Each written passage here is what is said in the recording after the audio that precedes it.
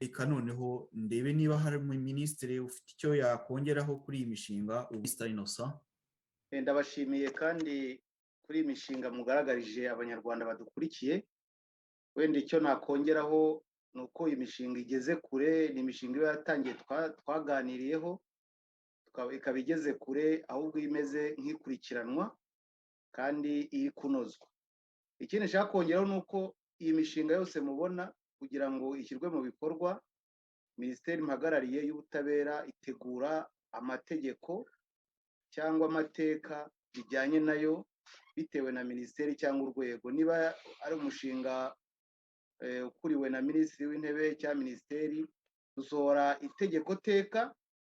N'ubu hari itegeko teka ritegurwa kandi rigenda gusohoka rya rirarimbi. Hari amategeko, hari amateka ya perezida, amateka ya Minisitiri w'Intebe, amateka y'abaminisitiri n'andi mateka ashobora gukenerwa kugira ngo dukore ibikorwa biba bishingiye ku mategeko, kandi ayo mategeko yashyizweho guverinoma ikaza ikayiga muri kabineti ikayemeza. Kugeza ubu amateka ajyanye n'irya perezida n'amateka ya minisitiri acishwa muri kabineti agasuzumwa, yamara kwemezwa yakorerwa ubugororangingo agasohoka, kugira ngo ibyo dukoze byose bijye biba bishingiye ku mategeko kandi bifashe ko ibikorwa byacu byose biba byubatse neza kandi bikurikiranye mu buryo bunogeye. Iyo ubu ngubu turi gukoresha itegeko teka kubera ko nta rwego rw'inteko ishinga amategeko dufite, ni guverinoma iri mu buhungiro, iri muri resistance, itaragira inteko ishinga amategeko yiga amategeko. Ariko mu bubasha perezida wa guverinoma afite uburyo bwo gushyiraho itegeko teka.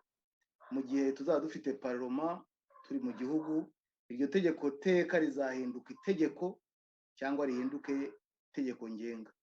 Nicyo nashaka kongeraho kandi babwira ko dukorera mu mucyo kandi tugakora ibintu byose bisobanutse, bishingiye ku mategeko, bishingiye ku biganiro byisanzuye kandi by'ukuri.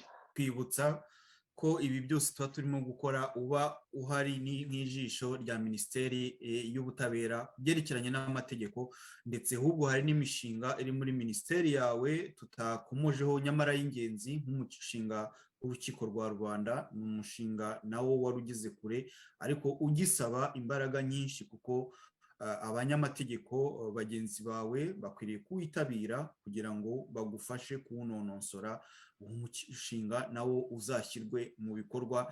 Tujye ducira imanza abagizi ba nabi nk'uko twari twarabisobanuye, kabone n'ubwo tudafite urwego rushyira mu bikorwa ibyemezo by'inkiko zacu, inkiko tuzaba twashyizeho, ariko burya rubanda nibo bacamanza b'ukuri, rubanda nibo baba babibona.